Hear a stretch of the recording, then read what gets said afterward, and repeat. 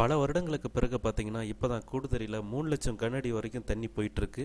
அதாவது காவேரியில பார்த்தீங்கன்னா 2,00,000 கனஅடியும், பவானியாத்துல பார்த்தீங்கன்னா 75,000 கனஅடியும் சேர்ந்து இப்போ 3,00,000 கனஅடியா காவிரியில வந்து பயணம் பண்ணிட்டுருக்கு. இப்போ நீங்க பாலம் இந்த இடத்துல பார்த்தீங்கன்னா 3 நதிகள் வந்து சங்கமிக்கிறதா சொல்றாங்க. அதாவது பவானி, காவிரி, அமிர்த நதி. அதாவது அமிர்த நதிங்கிறது என்னன்னு பார்த்தீங்கன்னா கண்ணுக்கு தெரியாத ஒரு நதின்னு சொல்லிட்டு இருக்காங்க. இந்த இடத்துக்கூட மற்றும் ஒரு மிகப்பெரிய சிறப்பு என்னன்னு பார்த்தீங்கன்னா சங்கமேஸ்வரர் கோயில் தான். இந்த கோயில் பார்த்தீங்கன்னா சுமார் 4 ஏக்கர் பரப்பளவு வந்து அமைஞ்சிருக்கு. இது எந்த காலத்தில் வந்து பார்த்தீங்கன்னா 1804ஆம் ஆண்டு வந்து இந்த கோயில் கட்டப்பட்டதாக சொல்கிறாங்க.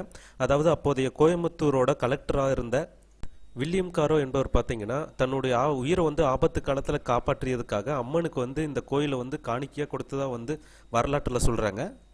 இந்த கோயில் பார்த்தீங்கன்னா வந்து சிவன் ஆலயமாகும். இதில் வந்து பார்த்தீங்கன்னா சக்தி வாய்ந்த சனீஸ்வரர் இருக்கார். அவர்கிட்ட வேண்டிக்கிட்டது பூரா நிறைவேறுங்கிற மக்கள்கிட்ட ஒரு நம்பிக்கை இருக்குது. இந்த கோயிலில் பார்த்தீங்கன்னா இலந்தை மரம் ஒன்று இருக்குது. இது வந்து பார்த்தீங்கன்னா வேதமே மர வடிவில் உருவெடுத்ததாக ஒரு மரபு வந்து சொல்லப்படுது.